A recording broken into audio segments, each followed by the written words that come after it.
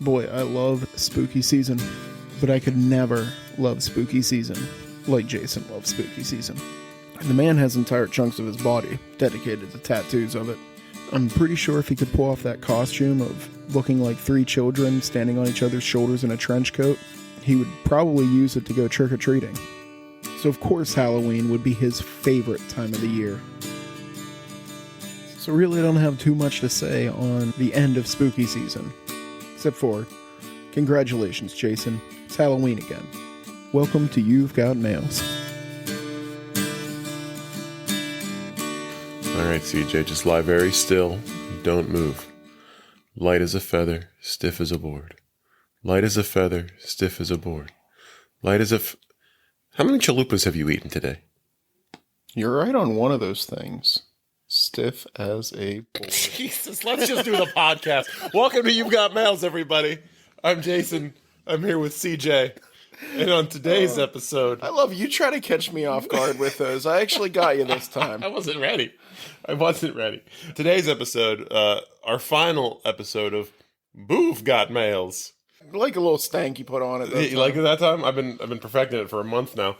The creepiest of chick flicks. I feel like this is the one... When we started the podcast, we discussed maybe having a Halloween episode, not a whole month. Yes. And this was the movie. Yeah, absolutely, man. 1996 is The Craft, or, for our German listener at home... Witches Be Crazy. Der Hexenclub is what it was released at in Germany. Like that. It translated to the Witches Club.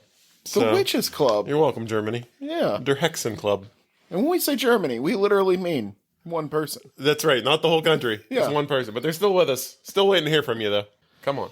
Yeah, so let's talk about this. I mean, I'm sure we've probably both... I mean, I know you said this was a formative part of your... Yeah, I've young seen this CJ's movie years. many times. Probably not in about 10 years, though. I haven't seen it probably since the 90s. And this movie, there's a lot of parts of it that, like, I remembered. Like, this movie has, like, some iconic moments. Like, some lines that really stick out. Because I haven't seen this movie in years. And... there's parts where you're like, oh yeah, like I remember this movie, and then there's parts where I was like, I don't remember a goddamn thing about this movie. Fairuza Balk just eating up scenery. Yeah, man. There was so much stuff in this movie I didn't remember, or like, oh yeah, I thought there was way more conflict. I thought there was way more witchcraft. Not a lot happens in this movie. Also, watching this as an adult, you have to ask the important questions: are boa constrictors native to L.A.? Like, because there's a lot of them there. Apparently. Well, when you're magic, they just come from wherever. Oh, yeah, kind of like Harry Potter. That's right. You can pull a snake out of anywhere. All right, let's talk about this movie. First question, I have a question for you. Did you know any witches in high school?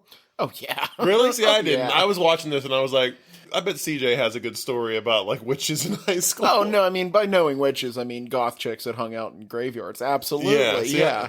My hometown is just very white bread. Like, there were no witches. Oh, man, you were missing out. Like, I don't even know if we had a goth. You never smoked a clove in a graveyard? No. Yeah, no. Mm-mm. You know, you're better off. Yeah, to probably. be honest. Yeah. I'm sort of ashamed of parts of my childhood. As you should be. This movie starts off with, the reason I asked Joey Witches in high school is because our first scene is like these three high school girls, goth girls.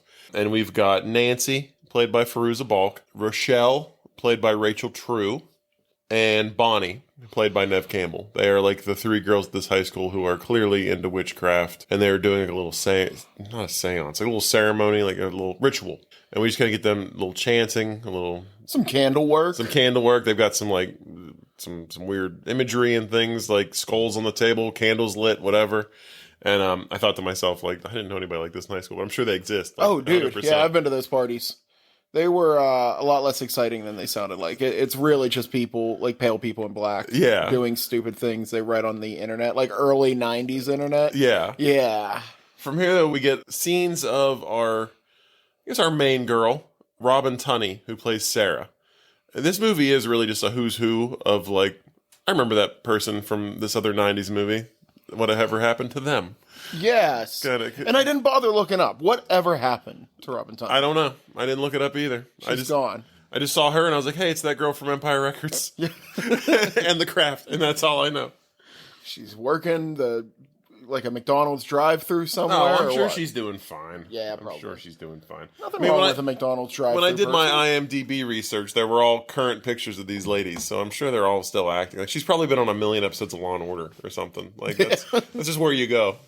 But she's Hollywood limbo. Yeah. She's on a plane. You can tell she's like heading somewhere. And we find out that she has moved to this new town with her dad and stepmom.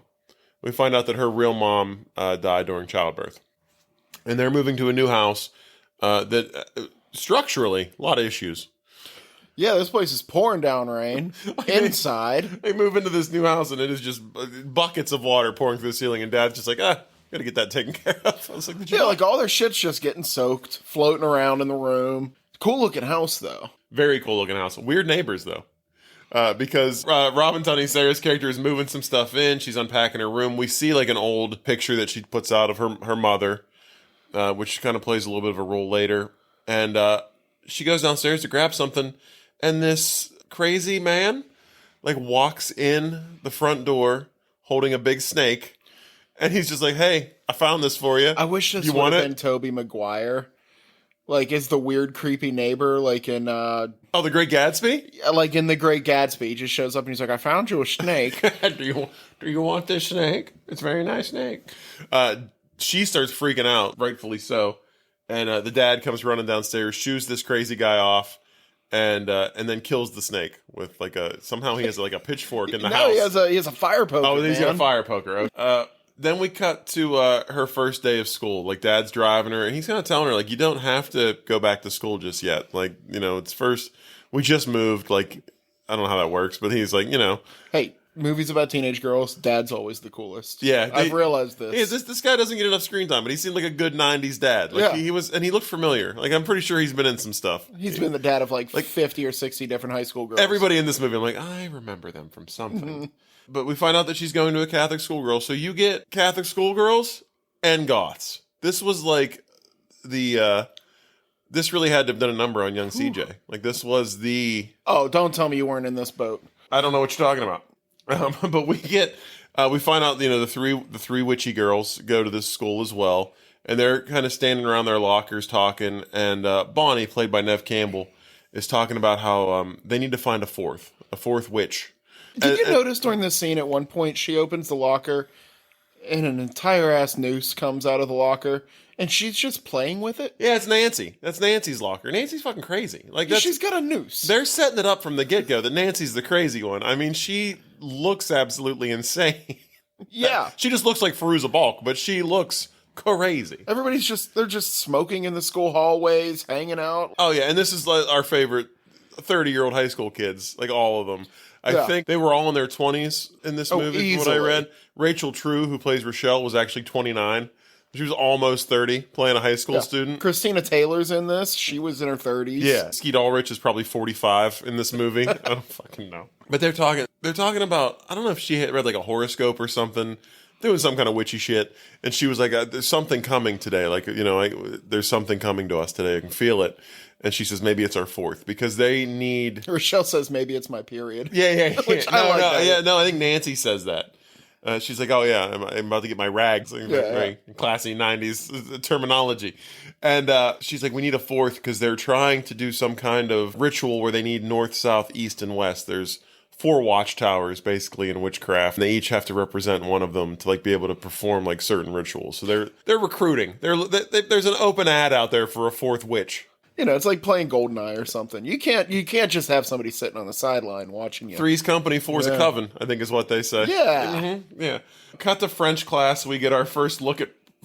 Could have been my last look as far as I'm concerned. Breckenmeyer. Something about this fucking guy. He's right up there with like Jay Moore as far as punchable faces go. Oh, these two guys played like the stoner buddies in every movie ever. Yeah, he was, I think Euro Trip or Road Trip. Yep. It was Breckenmeyer. He was big in the 90s. And now he's probably on a bunch of Law and Orders. Like, I feel like everybody in this movie was big in the 90s. Yeah. And not anymore. Now they're just killing people on NCIS. Neve Campbell's probably the only actress in this movie that still has, like, a pretty reputable...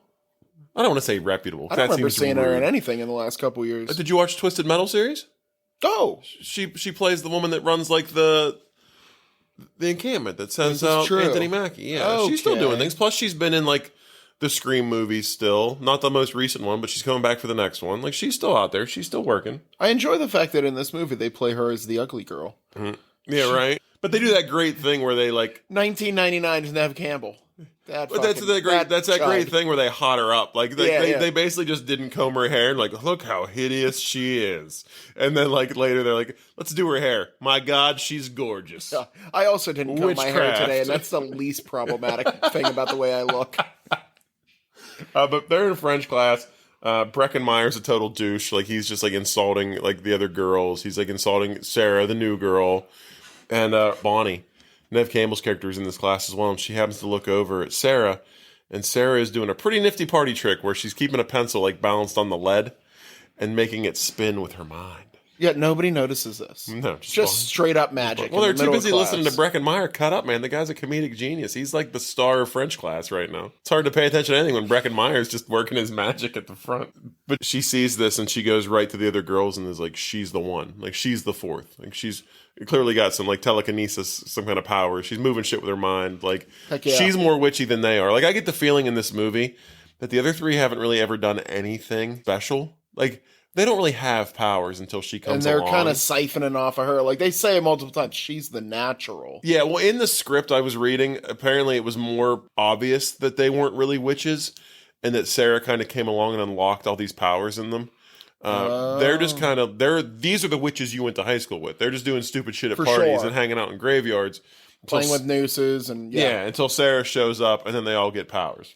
We get our first look at Skeet Ulrich.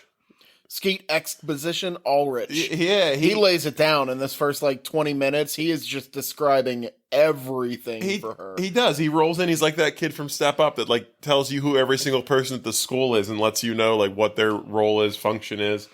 But he rolls up to her, and she's kind of rude to him at first. He apologizes for the guys in French class because he rolls with, that Breckenmeyer crew of guys. I don't get the idea that these are, the popular kids, but they are definitely up there. I think they are. I mean, he's a football player. They have the parties at their houses. Let me ask you, maybe we've talked about this before, but in your high school experience, was there this pecking order where there was these people on top that were just absolute dictators of the school? I remember in high school, everybody kind of just seemed to hang out.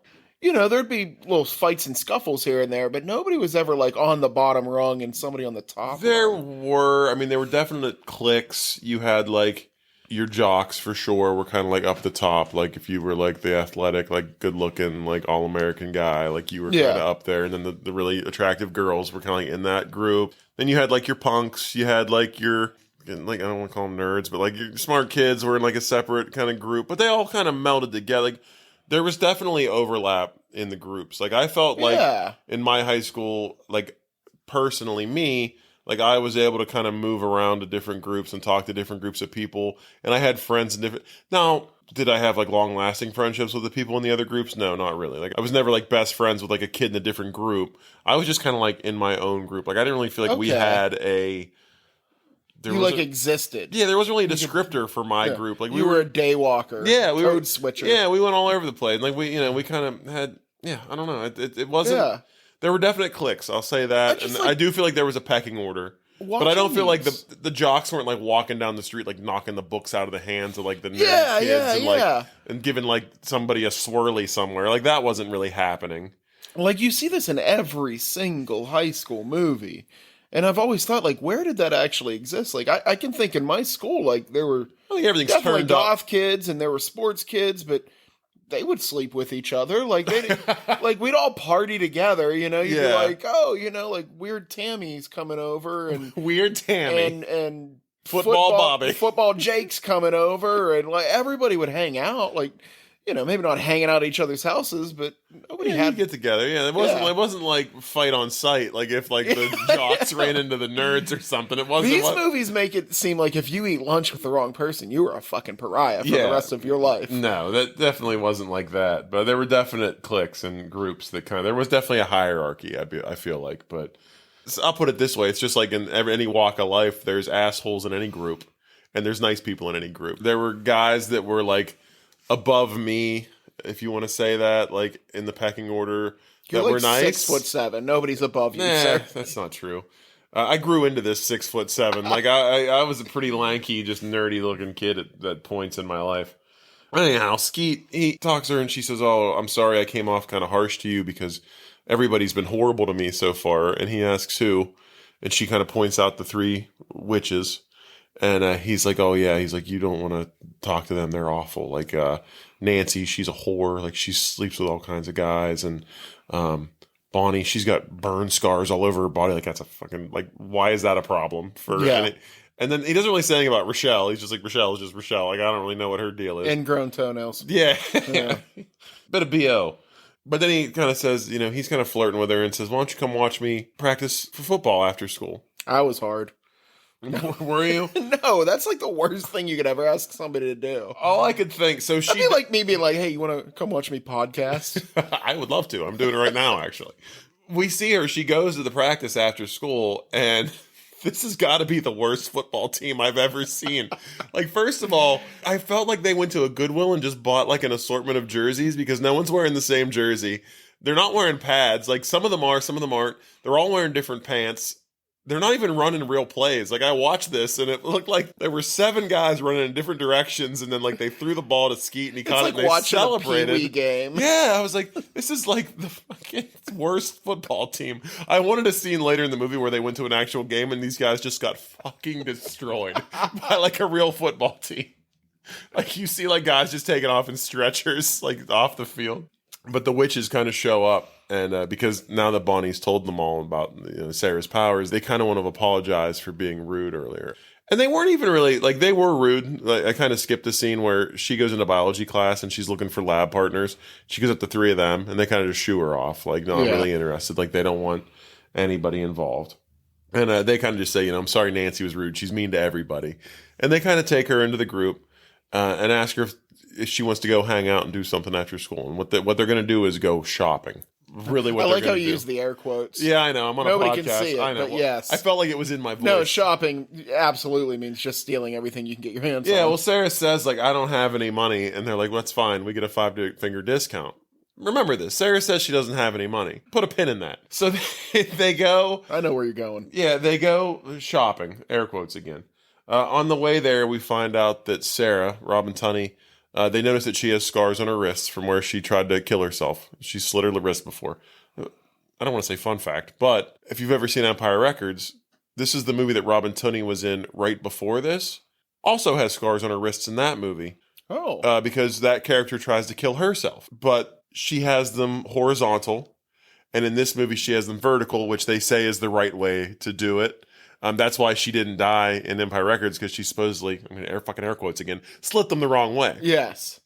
Also, in case you couldn't tell, Robin Tunney is wearing a terrible wig throughout this entire movie. Oh, I like the Rachel, man. But she shaves her head for Empire Records, and it was right before this, so she had no hair. I see. So she's wearing a wig. I thought she just had a kick in Rachel hair. No, that was from Friends? Yeah, no, that was a straight up wig. They go to a occult store, I guess is the best way to, what I would call it. Also, like, I've been to a couple of these. Yeah. There is never, like, a cool, hot, older witch there. It is always just, like, one dude with a lazy eye. They'd probably be a lot busier if there was. Yeah, like, one grungy guy that looks like Otto the bus driver. Like, hey, man, like, you want to buy some fucking candles? Some incense? You like Nag Champa? But they go to this store, and there is, like, the CJ said, a woman that runs the store. She pretty much is a terrible business owner. Like, she knows these girls are all stealing stuff. We'll get into how terrible of a fucking business owner she is a little bit later. But she's just letting these girls kind of run wild, steal whatever they want. I think she's just like a generous mother witch. She's like, okay, this is like the new coven. I'll let them get away with this shit so that they can Listen, kinda, though, like, they need a little prosper. guidance. Like, if you are going to be that mother witch, like, just don't let them take any book.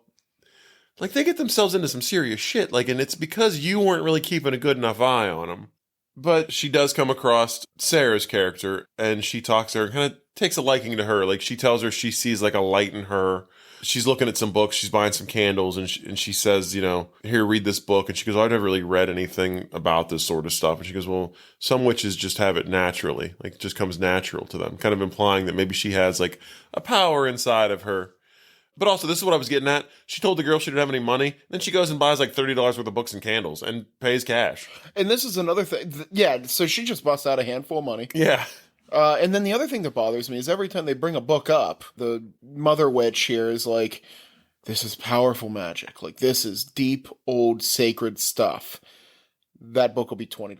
That's what I wanted to talk about later. Yeah. Yeah, she's like, that'll be $20. And I'm like, that book looks 700 years old. Yeah, no, there is a point in this movie, which I was going to save it, but I'll talk about it now for a minute. They are trying to buy a book, and she says to them, you need to be a very powerful witch to use that. Like, you could get yourself in a lot of trouble. And then one of them's like, how much? And she's like, $25. Yeah. And they're just like, okay. Like, no, you don't sell it to them. It's like 900-year-old book, and she flips it at Random House written on the back. You know? But they leave the occult store, and the creepy guy with the snake is back. Like, they're walking down the street, and there's a lot of like homeless people asking for money, and they're hitting them all up for money, and they're trying to keep Sarah away from these people. They're like, no, don't give them anything. Don't give them anything. And one of them happens to be the creepy guy that came in the house with the snake earlier. And he starts following her and kind of yelling out a lot of crazy shit. Like, he's like, I had a dream about you. You were dead. She runs across the street to get away from him. And this guy wanders out into the street. And as he's screaming at them, he gets ran over, like, graphically. This might be one of the more graphic deaths we're going to see on this. Like, wheel overhead, like tire overhead. Like, this guy he is dead, 100% dead. The girls had nothing to do with it. Like, they're just on the sidewalk and they see this guy get hit by a car and they're all like, let's beat feet. Like, this fucking guy just got hit by a car. We shouldn't be here right now. So they run into the woods. Oh, and they were excited about what they did. Oh, yeah. Because they feel like it's their fault. They did. They all run into the woods and they start talking about how, like, I wished for that to happen. We made that happen. And I'm like, no, this guy was standing in the middle of a busy highway. Like, he was going to get run over. Like, that was just, nobody's fault but his. Yeah, just running out in traffic with snakes and... But they start talking about how this is, they're doing, and Sarah says, like, this kind of stuff happens to her all the time, but it usually happens in, like, a weird way. It's like one of those monkey paw situations where, like, you make a wish and you get the wish, but not the way you meant for it to happen. Like, she'll say that she's wished for it to rain before, and instead of it raining, like, a pipe will break in her room and she'll get covered in water. Or she's wished for it to be quiet and went deaf for 3 days. It's never quite the way you want it to turn out. Worst superpower ever. Yeah, right? That's the kind of movie, like, I would watch a movie about a bad witch that just, like, had, like, tried to make things happen and just shit kept fucking up. I find out that, they kind of make themselves known to her that they are kind of like a little coven of witches and they're trying to do some things. And they talk about, who they worship, which is this deity named Manon. Manon. Terrible name for a deity. I feel like it's made up for the movie. To flash back on the weird snake guy, was that supposed to be Manon? The guy? Yeah, like warning her? I don't know. Because they never talk about that guy again. No, I feel like this guy had a lot of presence for the 12 seconds that he's in this movie before he gets his head run over. And he has dreams about her. Like, I don't know. Yeah. Like, this guy is putting forth a lot of energy to just disappear. Yeah, well, he gone. I don't think he was Manon. He just gone. he gone. But also, like, Nancy is kind of an asshole, we find. Like, well, first of all, Manon is, like, their big deity. They say that, like, if there was a god and the devil, like, Manon is, like, above that. Like, he's the guy. But this whole time that Sarah is talking about, like, what she can do and, like, the powers that she kind of exhibits, like, Nancy's just kind of... You can tell, like, Nancy's, like, the head witch. Oh, yeah. And, like, not real happy that it seems like Sarah maybe has actual powers. And, like, she's the girls are all... HWIC. Head witch in charge. Yeah. And the girls are all kind of like, this is really cool. Like, you actually have powers. And Nancy's like, no, fuck. Like, I'm losing these girls. Because I was the HWIC. But, they have this nice little moment where they all kind of bond over, like, this guy getting run over in the street. Like, it's a nice bonding moment. Yeah, they're in this weird, like, they're in a park, but there's, like, couches and furniture sitting out. It was, like, the bench seats from, like, an old car. Okay. I felt like it was, like, a place where people just dump junk. And, like, you never had that? Like, I used to hang out in the woods as a kid all the time, and we had, like, just, like, old furniture that, like, would just get dumped, and we would just move stuff around and make our own little hangout. So I felt like that's what this was. This spoke to me. This is where they went to smoke I was weed. a woodsman, not a witch, but I hung out in the woods a lot. Next scene, Sarah's actually gone out on a date with Skeet. His character's name is Chris. And they're sitting on top of a rooftop, and he seems like an okay guy. He hasn't been too douchey so far. No, he hasn't made the switch yet, but he's been pretty good. Like, he's just talking to her, he's nice to her, he took her out on, like, a little date, seems to be going well. kisses her, and she's into it. Like, she's okay with it. Yeah. Then he invites her back to his place. He says, "Oh, my parents aren't home. Nobody's going to be there."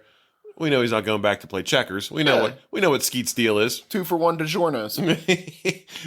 See some pizza, hang out. And she says no. Like, she's not interested in going back with Chris. I gotta say, like, I wrote down immediately because he's like, "No, it's cool." And I was like, "This guy's all right." Yeah, right? No, he's not. No. The very next day, the girls all come up to him, and they come up to Sarah, and they tell her that, Chris is spreading rumors that, like, he slept with her, and that she was, like, the worst sex he's ever had, just, like, really talking trash about her. So she goes and finds him, and he just blows her off. Like, he makes it, like, he actually makes a scene in the hallway, like, she's asking him to keep going out, and that he's not interested, and it's pathetic that you keep begging like this. Chris is not a good guy. I don't know what the end game is here. Like, is he just that kind of douche? Yeah, I think so. I mean, you kind of find out through the movie that Chris was talking about Nancy, saying she's a whore. And yeah, they had a thing. It sounds like Chris is the whore. Like, Chris just sleeps with, like, all kinds of girls. And he's also, it's alluded to, not even alluded to, Nancy says he spreads disease. She's like, "Take it from me, I know." So, like, this guy's just sleeping around with everybody. She says it like an 1800s plague doctor. Yeah. She's like, "The man spreads disease." Yeah. I was like, "Jeez, lady." Like, you could just say he's got the clap. Like, but from here we get like a little look inside each of the girls' lives, very briefly. But we kind of see like each of their situations in a way. Rochelle's first. We don't really get to see anything really about her home life or her life in general. But we find out she's on the diving team, swim team, and she has a bully essentially. Who's what's her name? Christina Taylor. Ben Stiller's wife. Yes. There's a ton of 90s stuff. She's everywhere. Yeah, but even 2000, she was Dodgeball. She's, a lot of different things. Brady Bunch movie. She was Marcia. So they bully her. Like, if she's like about to dive, as she's in midair from her dive, they'll scream something out and make her fall. Oh, she belly flops hard. Yeah. It looked painful, man. And then after practicing in the locker room, they're really giving it to her. And it turns out that her name is Laura Lizzie, is Christine's character's name. Also just a big racist. Like, Rochelle is like our only African-American character. She's our African-American witch. And she's like making like snide comments about her race. Actually uses a pretty derogatory slur towards her. Just a real shitty person to her. Because all this stuff is going to play a role in like what spells they want to cast. What we're getting to see here is like the things that they want to fix about like what's wrong with their lives. And Rochelle's thing is this bully, like this awful person who just gives her a hard time all the time. Bonnie, who we heard had all the burn scars on her and things like that. Never find out why. Apparently she was in like a fire of some kind, but her whole back is just scarred. I can tell you what happened. Inappropriate candle use. This movie is fucking full of it. But she is at a doctor's appointment where they're going to start doing some kind of gene therapy. Oh, this looks terrible. Oh, it did. It made my fucking skin crawl. As both men with tattoos, I mean, you have a few more than me. Yeah. This still looked terrible. I have a high pain tolerance, and I didn't like none of this looked good to me. She's like laid out on a table. The doctor's telling her like this might work, it might not. It's a new thing, like we're trying out. To be poked with a large needle over and over and over again. Yeah, so they lay her down on a table, face down. All of her back is exposed, all these scars on it, and there's just this little needle that goes around like pricks her over and over and over again. And it's made to look extremely painful, and I'm sure it is. Like she is like holding onto her mother's hand, like crying, like it looks bad. And then we get a look inside Nancy's life. Nancy is basically just she's basically Kenny from South Park. I was gonna say Eminem from 8 Mile. Yeah. She is just poor white trash. Yeah, she lives in like a little trailer. Mom seems like she's strung out on something, drunk, drugs, whatever. Stepdad is just like an abusive alcoholic. You can tell if he hasn't been abusive with her, he's thinking about it. He makes some weird moves. Makes some moves, suggestive things. But that's Nancy's situation. She's just kind of poor, not happy with where she's at in life. They decide to take a nice little like bus trip somewhere to do some rituals. Throw on your best black sundress and follow me. Yeah, they go out and like it looks like a nice day. It's very sunny out. They take a bus trip out and like looks like maybe like a state park. I don't know. It's very like nice. It's very scenic. But they get out there and they do like some knife play. Like they're out there like pointing knives at each other, saying some incantations, some things like inviting each other into the circle I guess the coven, whatever. They're doing like a thing with a knife. And then they do a thing with like this chalice full of wine where they all like cut each other and like bleed into the wine a little bit. And then they all like get drunk Nobody's wearing rubber gloves. on blood wine. Nothing sterile. This was the 90s. You should have been a little more careful, in my opinion. Yeah. Yeah. Especially when you just said Chris gave you a disease. I don't know what Chris gave you, but maybe don't share your blood with people. Yeah. Just a thought. But what they do is they each kind of say what they want. Like they're trying to cast a spell. This was kind of weird for me because there's 4 girls. So you got Sarah, who's sort of her problem is that, you know, she's kind of a loner and an outcast and she's new. You have Nancy, who's poor white trash. Mm-hmm. You have Bonnie, who's covered in scar tissue. Mm-hmm. And then Rochelle, like, her major issue is that she's African American. Yeah, you're right. Because of that, like, people were just bullying her, I guess. And Yeah, I'm like, you're right. I mean, it is an issue. Like, racism well, is yeah, an yeah. issue. And racism is an issue of being like, I need to change because I'm black. Like, I don't know. It felt weird. It felt kind of tagged on. So let me tell you this and see if it changes your opinion on anything. In the original script, like, the issue was that she had an eating disorder and was getting bullied. So it was still bullying. There you go. When they cast an African-American actress, they changed it to racism. Okay. I guess they played with what they had. I don't, you know, if that makes sense. Like, I don't know. Yeah, I mean, it's not like Like, it was they're always like going to be bullying of some they're kind. not like a South Texas school. Like, they're in L.A. Like, Yeah. there's a little bit of diversity, I'm sure, around this neighborhood. Did you see another African-American in that school? No, and I think that was on purpose to make her stand out. I think, yeah. and I also read in my research that there's an actual scene where it's brought up that she's the only black girl that goes to that school. In an L.A. school. Yeah, I know. Yeah, like, for real. I don't know. Was it L.A.? I didn't ever get a feel for where it was. Yeah, actually. yeah, Okay. it is. But regardless, they all do their little incantation, their little wish, if you will. And Sarah wishes that she can love herself and that other people would love her.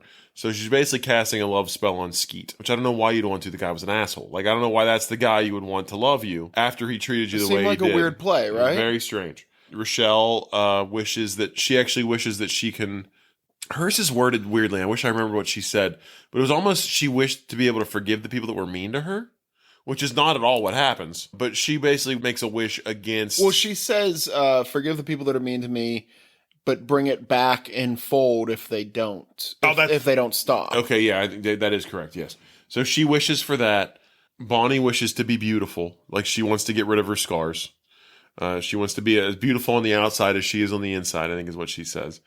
And then Nancy just full on is like, I want all the power of Manon. Like, Yeah. It's not like get me out of that trailer. She's like, I want a fucking God in me. Like, I want that power.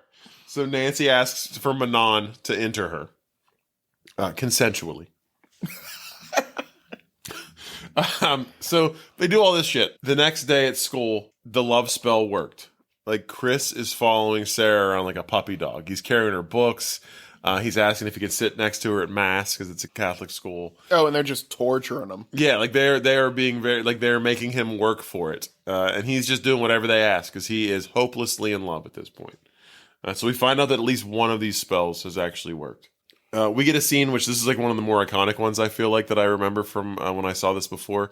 They do the light as a feather, stiff as a board, where they actually make Rochelle float in the air and they all kind of freak out because they didn't think they could do it. Like, they're starting to realize like they got some actual power now because, you know, the love spell worked. Now they're making fucking people float up in this motherfucker. Like, everybody's like in the air, like floating. So we get that. And then after that, we get, actually it was funny. I like that too. The mom comes in like as she's floating and just like falls, like Rochelle falls because they all lose concentration. Yes. And the mom's just like, are you girls getting high in here? You should be able to tell by the smell of this room, like, they're all just chain smoking through this entire scene. I'm like, if I was the mom, I'd walk and be like, is this a bar? Like, what are you doing to my house? There's like, some great scenes in Nancy and her mom where they're just smoking together. Yeah. Like, I fucking loved it. Then we get a fucking montage. We get like a witch friends montage where they're like just doing stuff together. They're like shopping for witch books. They're new coven on the block. Yeah, baby. they're walking through the school. They're like the new hot shit. Like, they're kind of like, they all kind of look a little more confident, filled with confident. Yeah, they all got that maman in them. They're feeling a lot better about themselves. They were kind of walking as a clique. A Mentos commercial. Yeah, you get like that scene of them walking down the hall, like heads up, like everybody's getting out of their way. Like, they're starting to feel themselves a little bit. To wrap up, like the pin in this montage is Sarah's walking by Laura Lizzie, the girl who's been bullying Rochelle, and she reaches over and basically just yanks a piece of her hair out. Cut to another scene where the girls are all together at like one of their houses in the bedroom. They're performing like their spells, like more spells. She's actually tying this piece of Laura's hair into Rochelle's, and they're talking about like she's gonna get what she deserves. You know, if she keeps bullying you like she is, like something's gonna happen to her. Nancy is working with Bonnie, like rubbing this stuff all over her back where her scars are, and Nancy is just repeating, "Take my scars, take my scars, take my scars," like That's crying. kind of sad the way she's saying it. It is. It's very emotional. Like she's like hunched over, like just crying, basically saying this. Now we start to see that this stuff is working. There's a scene at swim practice where Laura just gets out of the pool and she's about to like, she takes her swim cap off and big chunks of her hair are coming out with it. Oh, it's nasty. And like the back of her head is like all red and rashy. Like her hair is falling out. Like shouldn't have slept with Skeet all. She's skiing, probably. It could have something to do with it. She's getting it. Bonnie goes to the doctor to get like a checkup after her like gene therapy, and they start taking all the bandages off, and she starts removing like the scar tissue, like wiping it away. It's just like peeling away. It was actually really cool effect. It was like, she's like using like a wipe and like wiping all the scar tissue away, and like she's fine now. Like no more scars, like it's all gone. So now they're all like, there's a scene. They're all sitting out. Well, the three of them, like Nancy's not there. They're kind of sitting outside talking about. First of all, Bonnie shows up, and now all of a sudden Bonnie's hot. Like it's so funny because like before, who would have guessed it was under there the whole time? Yeah, right. So her hair's done, and she's not like all like hiding under her hair, and she's wearing like more revealing outfit. She's feeling herself because the scars are gone. And there was a scene in the locker room where like more of Laura's hair is falling out, and like she has to wear like a wig now. Like she's all fucked up. Three of them are sitting outside talking about Nancy, and I really like this line because they're like, well, what did she even wish for? And I'm like, first of all, you were there. Like, she asked for the power of Manon. Did nobody catch that? Yes. That was like her thing? Not the power of God. Power of God's boss. Yeah. And Rochelle goes, I don't think she wants to be white trash anymore. Yeah. And I told her, you know, you're white, you're poor. Like, there's not much you can do about it. But I'm like, you all heard her ask for the power of Manon, right?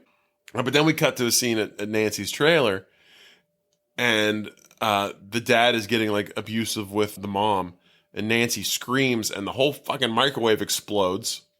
And then she gets up in the dad's face, and he fucking has a heart attack and dies. You know, they show them on the way in an ambulance with them, and then next scene is like there's like basically like a insurance adjuster like sitting in their trailer telling them like it's these two are just like, yeah, this is there's chain smoking together. Like it's actually a really funny scene.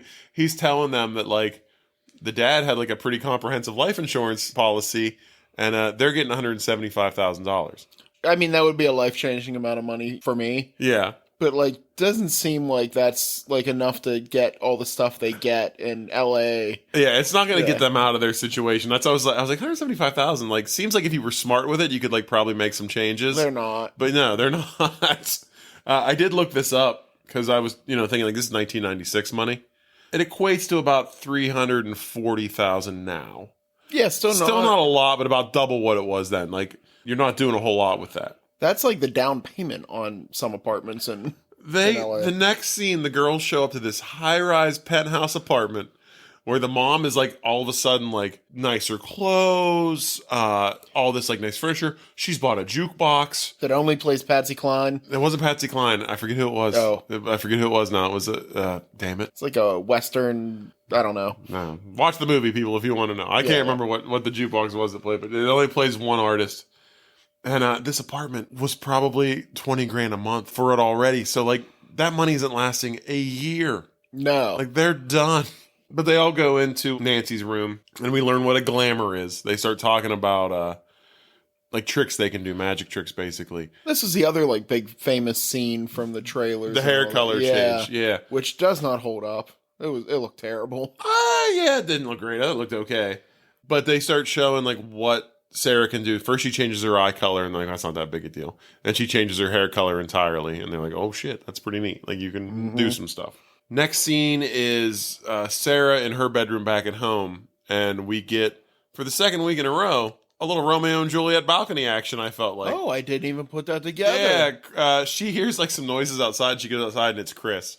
I like how he's just like kind of sitting on a wall, dangling his legs. Yeah, but he's like he's been there a while. Yeah, but this love spell, he just like can't get over her, so he's like hanging out and telling her he loves her, telling her he's like never loved anybody like in his life before, like he loves her. I kind of like the character.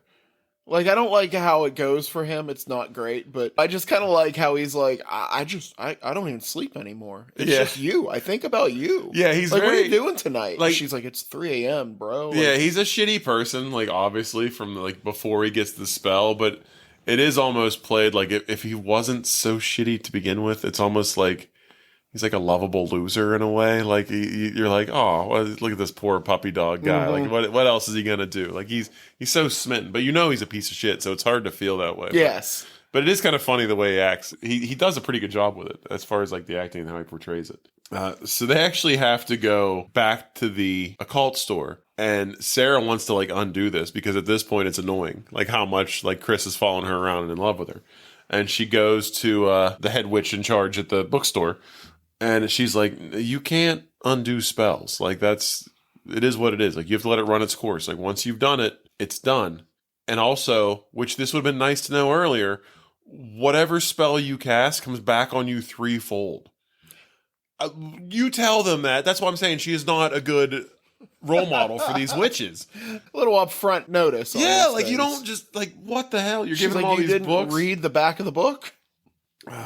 She tells them there's no undoing the spells. This is where Nancy buys the book. She wants a book to invoke the spirit of Manon. And this is where the lady's like, oh no, baby, that's too powerful. It's very dangerous stuff for a novice. And she's like, how much? She's like, $25. And she sells her the book. Also, not great. Like, don't do that. Not a smooth move. The girls all meet and they go to like a beach and they do a ritual where they call to the 4 watchtowers. And this is how they're going to get Manon, basically. So they all do the whole ritual. Lightning basically like hits Nancy. And next day, the girls just wake up on the beach. And Nancy is walking on water from out in the ocean. Like she walks in off the beach. And then you hear like a bunch of sirens and things. And they go over like around a rock. And there is just a line of dead sharks on the beach. And Nancy goes full fucking psycho. She's like, this is my gift to you. Like all these dead sharks are from me. Like having an ex-girlfriend show up with like a dead cat being like, I brought you this. Yeah. You know? And Sarah, like, is the one who, like, gets all the girls together and this. I think we might have gone too far here. Like, this is scaring me. And she kind of shows, like, this is, you know, look at what's happening to Laura Lizzie. Like, she's getting even worse. Like, she's all fucked up. Like, all of her hair's gone. She's, like, this horrible skin condition. Like, she ain't looking good. She's got rashes everywhere. But the girls are kind of just like, no, you know what? Let's just roll with it. And especially Nancy is like, I can feel like the power in me. Like I've got Manon. Oh yeah, she is talking like a pure Scientologist at this point. Yeah, she's all the way in on Manon. Yeah. I didn't understand this. I mean, I guess they did it to get to a certain point. But Chris calls Sarah at home and wants to take her out on a date. And she's like, okay. Yeah, let's do it. Like, I just went to the store and tried to get this reversed. And now I'm like, I guess she's like, well, if I can't get it reversed, maybe I should go out on a date with him. Yeah. Now go to the store, get some penicillin, because this is going to be a good day. Yeah. They go out, you know, driving, and Chris gets a little handsy. Bad date. Yeah, he gets a little handsy. He gets a little rapey, and she fights him off and gets out of there. I didn't necessarily like how they played this, because they basically play it like he doesn't have any control. Like he's under this spell. So, you know, I was like, I don't know if I like that.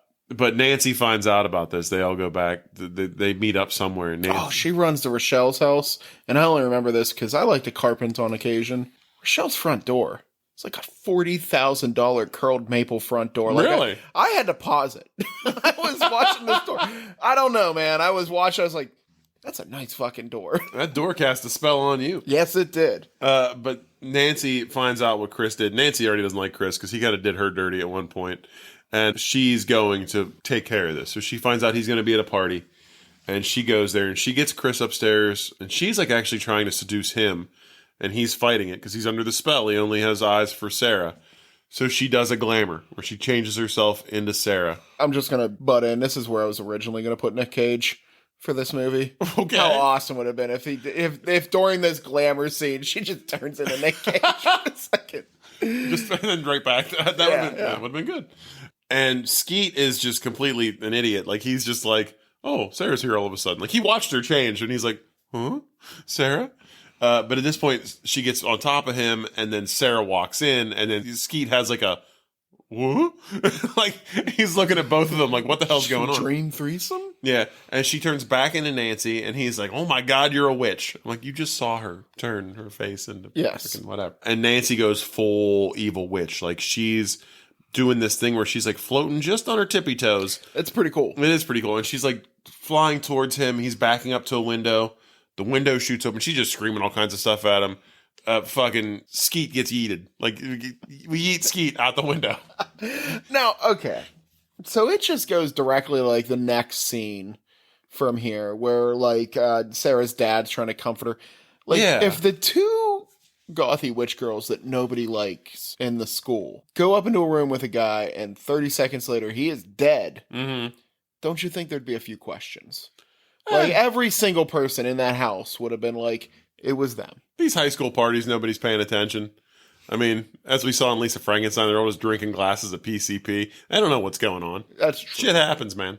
He was drunk, he stumbled, he tripped. Just went right out of a window. I can make a convincing story as to how Skeet fell out that window. Everybody watched Nancy, like, lead him through the house up to that room. And then someone was right outside when he fell, because you see him hit the ground, and some girl screams in the background. So, like, I'm sure. And like, the sound effect they use, very squishy. Oh, when he hit the ground. Like, I felt my stomach turn a little. Skeet made a noise. But yeah, there's a scene, like you said, where the dad is kind of like consoling her because she was there when he died. And we see Sarah try to do a binding spell, which she does a spell so that Nancy can't do any harm to herself or to others. Next scene, she's in the bathroom, like in the stall, and all three witches like kick the door in and start like shaking her down, basically. Did you notice the lock opens? The way that lock's set up on the door, you'd be able to kick it open anyway. Like the lock, like that lock is for an outward swinging door. Oh, well, it's pretty cool. I don't know why. It drove me nuts. Oh, it's magic. I just want to show you they could unlock the door with their mind powers. But Nancy can tell that she tried to cast a spell on her. And the thing I didn't like about this movie... You don't suppress Mamon. I didn't like how easily the other two like really turned on Sarah here. I don't know what their reasoning was behind it, but they get like real shitty. Like they got the power now, you know? Yeah, I guess that's what it is. And like they don't want to lose what they have. But like, still, I kind of get Bonnie because like now she's like beautiful and popular and her scars are gone. But what did Rochelle have to win here? Like all she did was make like a girl go bald. Like she doesn't really have any power other than that. And like, why are they so anti? Can't they see that Nancy is fucking batshit crazy and evil now? I didn't like it. I didn't like these two. I didn't like where they went after this. Like I didn't like how they turned. If you just look at Fairuza Balk, just in general, the first thought is like that woman is batshit crazy and evil, right? Like, yeah.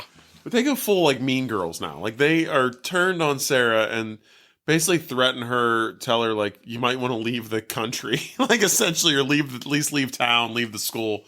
You're out of the coven. Like you're done. You're done here. Sarah goes back to the nice witch lady at the store to try to like talk to her, and she's like, I need to like stop what's going on. Like she's got Mamon in her. Mamon. She's got Mamon. She got that stank. She got the Mamon. And the lady's like, you have to invoke the spirit also. So apparently Mamon can be in more than one person at a time. He's got that Riz. Yeah. It's more of like a tentacle god. It's called Rizcraft. So she has to invoke the spirit, and she starts to like try to do a ritual with her to put Mamon inside of her. And all of a sudden, like the front of the store kind of like busts open and like flames roll in, but it doesn't really do anything. It was very strange. I think it was all like a glamour. To make her think that something bad was happening. But it freaks Sarah out, and she's like, it's her, I have to go, and just leaves. And that's the last we see of the occult store owner. Sarah runs home. And Sarah gets home, and she gets a phone call from Nancy. And she kind of alludes to the fact that her parents had like gotten on a plane to leave the state because they think that she ran away back to where they came from. And she finds like a newspaper or like something on the desk with like a flight number and a time. They set this up very well. And then Nancy tells her that there's been a horrible accident to turn on the TV. And she turns on the TV, and there's been a plane crash. No survivors. So like Nancy has unalived Sarah's parents. Yeah, this is some high-level bullying. Yeah, oh This yeah. is definitely, like, pro level. This is Like- Tom Brady of Like bullying. right before this, they were like, "We're not going to hurt you, but you might want to leave town."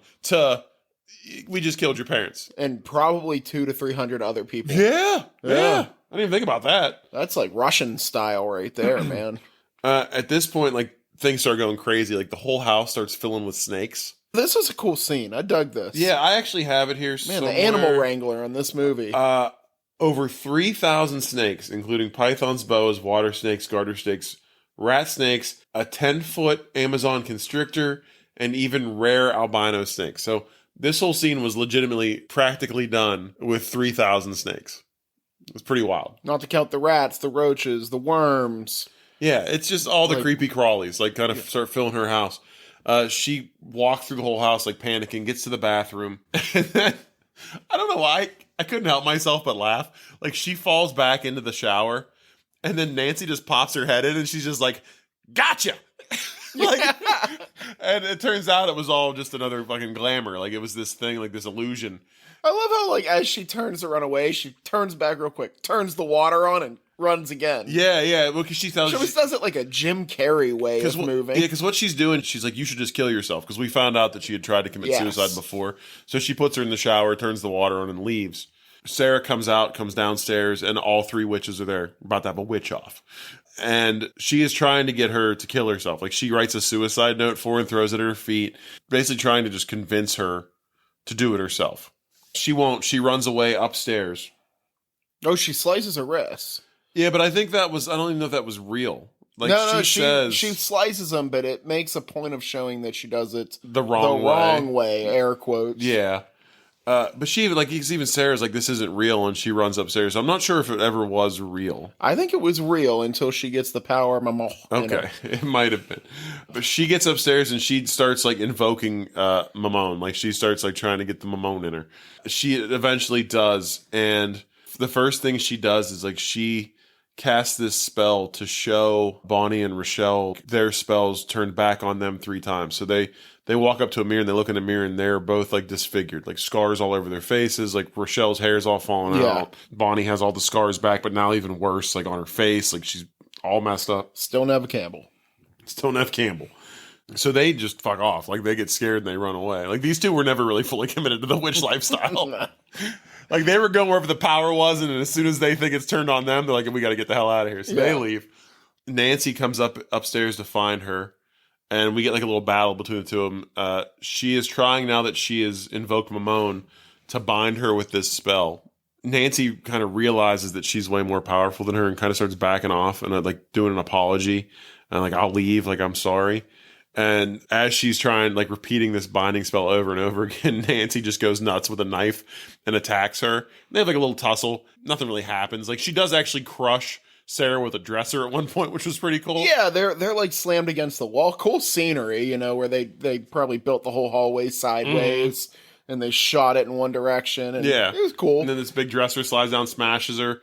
She gets it out of the way and can't find Sarah. And it turns out Sarah's like made herself invisible, so she just looks like a pile of clothes. Yeah, she looks like that guy in the Hunger Games, like blended into the tree. Yeah, and she pops out, like gives her like a mule kick into a mirror. Yeah, she does. Into a mirror, and makes pretty easy work of Nancy. Clearly, Sarah is very powerful. She's got that witch in her. I totally forgot to mention it, I guess, which we kept seeing pictures of her mother who like died during childbirth. Her mother was a witch. Like, that's alluded to by the lady that runs the occult store. Like, Sarah's always had that witch in her. Like, she's a natural witch. She's second gen, man. Yeah, she's not a poser just doing... She's the Luke Skywalker. She's not using Ouija boards in the cemetery after dark. She's the real deal. Not fresh off the broom. She is not fresh off the broom.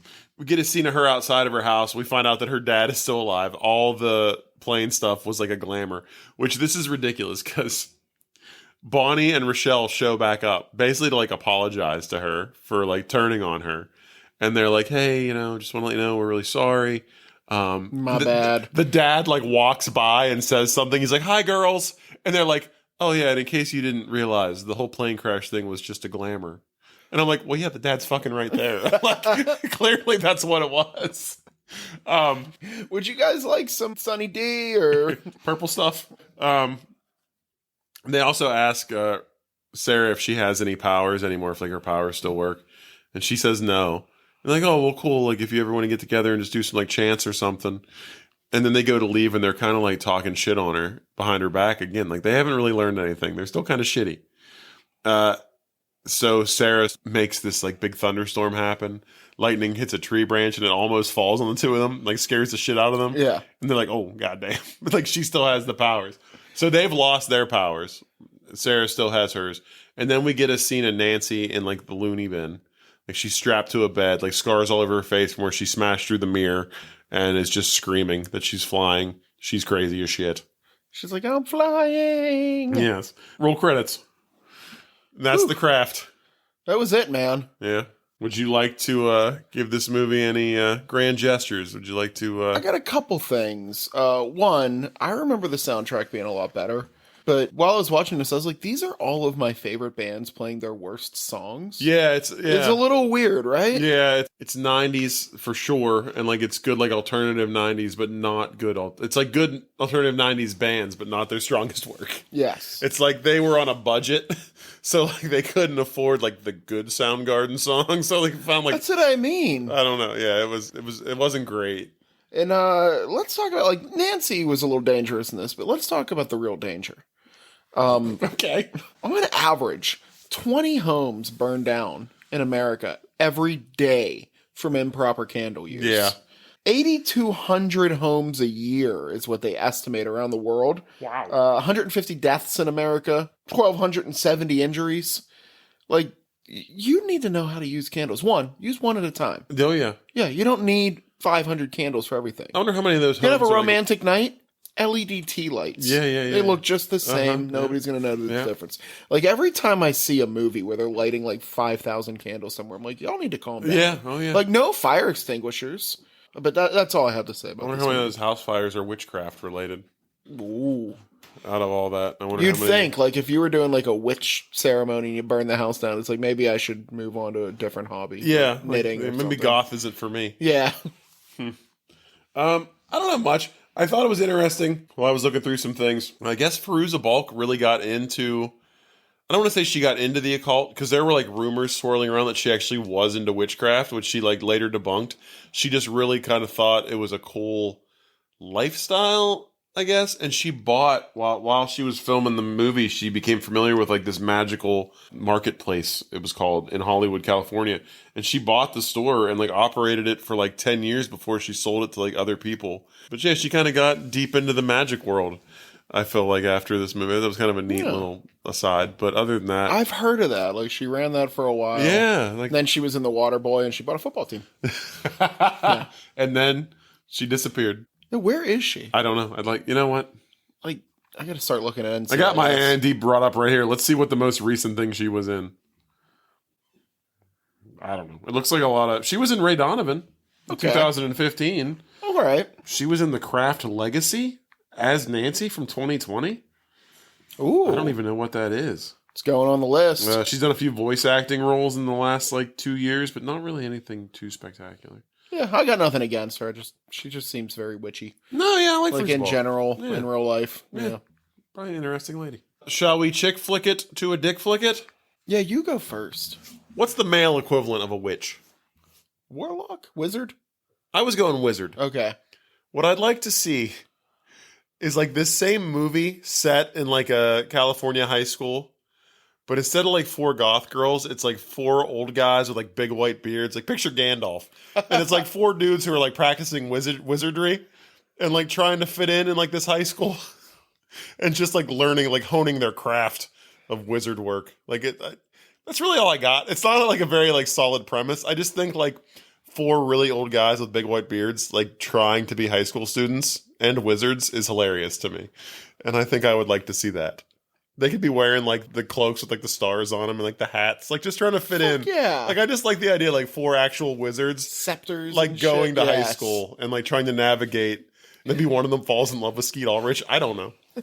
They have that Santa Claus moment where they're shaving the beard off and it just grows back. Yeah. Yes. I love that. Yeah, so that's mine. I want like it to be wizards instead of witches and just put 4 old men in a high school. I was going to go with more of like I just wanted them to see like they become witches and then go on like a full-on D&D campaign. Like they're wandering around, like they fall through the rabbit hole, and they're meeting up with like dwarves and things like that, but it's just all in their crazy ass minds. Yeah, I like that. Yeah, I couldn't really come up with a good one, because this is kind of a guy movie too, just for different reasons, I think. Mm-hmm. I don't know. There are reasons. Yeah, that's all I really had for it. I think yours was a lot better. Okay. Thank you. Like I said, mine wasn't very thought out. It's just a premise, but I feel like we could work with it and turn it into something special. It'd be a hilarious movie. All right, let's Nick Cage it.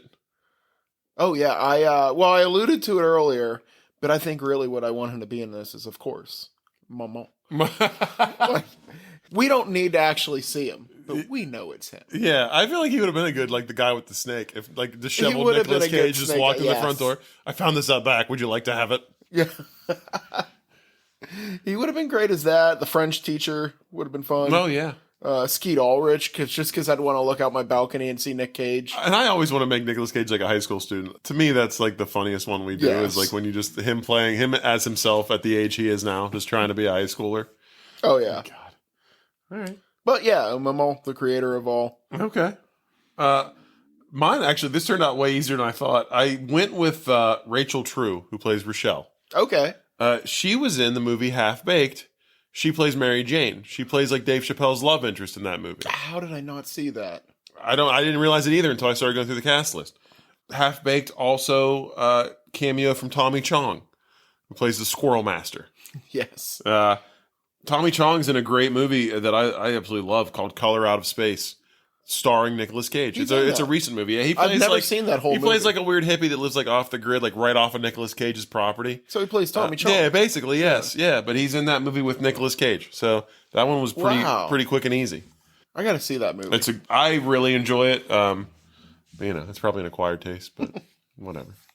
All right. Shall we rate this thing? Yeah. All right, you go first. Oh man, I feel like I'm really gonna let down some of those guys from Fright Pub, but like I'm gonna give this like a 2.25. This movie did not hold up. Did you happen to go back and like listen to what they rated this? I did not. I'm sure it had to be high though. I mean, this is a 5 from those guys. I don't know. I'm kind of curious now because I'm not sure that I ever went back and listened. Yeah, I'll have to check it out. So what did you just give it? 2.25. It did not hold up. It had the special effects were god awful.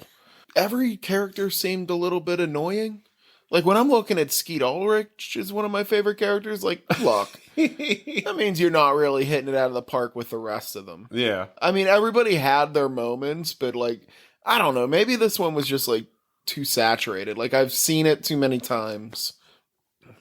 Okay. So I haven't seen it too many times. I've probably only ever watched this movie like once or twice. And it's been so long since I've seen it. But it wasn't great. Like nostalgia wise, even though like I didn't watch it a lot, I love, like we're the same, like 90s movies kind of like hit it for me. Like I love that era. Yeah. And the soundtrack, while it wasn't the best, still like gave me some warm and fuzzies like when I heard some of these songs. But just, God, that's a tough one. I think 3.5. Like 3.5? Yeah, it wasn't. No, you know what? That seems too high. Think about it from the purpose of this podcast. One, it's not a romance movie at all. No, but I still feel like it's a chick flick. Like it's got some women empowerment, but all the women turn out to be absolutely batshit insane. Except for Sarah. Sarah turns out all right. That's true. Although she even seems like she's embracing her evil side towards the end a little bit. Yeah, she's like nuking trees and shit. No, let's go that. this way. So 2.5 would just be not good, not bad, just right down the middle. This had some good moments. I'm gonna go 3. It's a little better than average. I'm a horror movie guy, so like I like some of the scares. Like I like the creepy crawlies. I thought it was cool. Fairuza Balk, I mean, just chewed the shit out of the scenery. Like she's great. She is. Yeah, I mean, she plays that role so well. I feel like I've made fun of her a little bit, but she is awesome. She plays the role so well. Like I like the way the spells worked on everybody, and like I did enjoy the Skeet Ulrich stuff. Like his kind of arc, not really an arc. It was more of a. He made like an arc. He made an arc. He went all the way up to that second floor window and then fell out of it and made a splat. But yeah, I don't know. It's just, this movie's tough for me. Like I didn't hate it, didn't love it. Wasn't as good as I thought it was gonna be. Yes. Like what I thought I remembered. I was a little disappointed. Yeah, so I think I'm gonna go 3 with it. Yeah, just 3. All right. Which is sad. Well, I wanted to end October with a bang. Yeah. Well, not with a splat. Oh, Skeet splat. he has a fun name. Yeah. Well, CJ, like I said, it's October is over.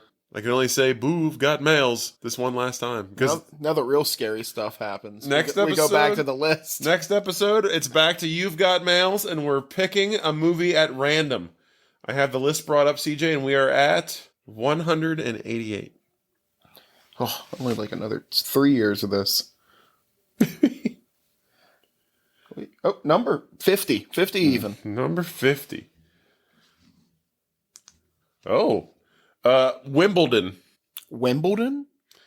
Yes, Wimbledon. Is this about tennis? It is about tennis. I believe this movie stars Paul Bettany. This isn't the one about the girl in the throuple. No, that that's just came Zendaya. out. This is Okay. This is I like Zendaya. She's cool. yeah. This is not that. Oh, it's from 2004. It stars Kirsten Dunst and Paul Bettany. A pro tennis player has lost his ambition and has fallen in rank to 119. Fortunately for him, he meets a young player on the women's circuit who helps him recapture his focus for Wimbledon. So it's a tennis romance. So we're gonna get a little bit of sports, a little bit of love. I'll be honest, I don't like tennis at all. So this is gonna be a tough one for me. Not at all. I played some ping pong. But that's about it. I played Wii tennis. Oh, yeah. Yeah, I played a lot of Wii tennis back in the day. All right, well. Hey, Jon Favreau's in this too. Oh, nice. That's exciting. All right. God, I don't know. I don't know what to do with myself. Like, we've been doing these, like, somewhat, like, horror movies for, like, a month, and now I've got to watch... I feel a little scared. Now I've got to watch a fucking movie about Wimbledon. All right, well, until next week, everybody, when we talk tennis, please follow us, subscribe to us, rate us and review us wherever you get your podcasts. The ratings go a long way to helping us kind of, like, expand and get our names in front of some people that might not otherwise listen. Follow us on Facebook. You've Got Males. You can find us. Get that sweet, sweet CJ meme action every week. I'm going to keep preaching it. Love those memes. They're getting worse. Not true. Email us at you've.gotmales@yahoo. We actually got a new email this week from our friend Louise in Scotland. We found out that Louise has a twin sister, and she's listening to the podcast too. So hello, Louise's twin. I don't know your name, but I'm sure you're just as lovely as Louise. You kind of have to be. You're identical twins. And she also let us know that Sean Connery has, in fact, passed away. News to me. From our Playing by Heart episode, I thought he was just still out there just wheeling around on a golf cart on the hills of Scotland, just like playing a bagpipe. I didn't fucking know. So, you know. In my heart, he is. I guess R.I.P. Sean Connery. Like, in my heart, in my head canon, Burt Reynolds is still out there in a limo, rolling around somewhere. Maybe Sean they're together. Connery's still on that golf cart. Maybe they're together somewhere. Yeah. But yeah, so thanks for emailing us, Louise. And if anybody else wants to email us and let us know where you're listening from, how you got into us, Germany, I dropped that Der Hexen Club at the beginning of this episode just for you. So please, let us know. Did you see The Craft in Germany when it came out as Der Hexen Club in theaters? In der Theater? Let us know. So yes, but until next time, everyone, please stay romantic. Don't be shitty to each other. You want to do some word association? Sure. From the windows to the walls. Skeet Ulrich. Yeah! Oh.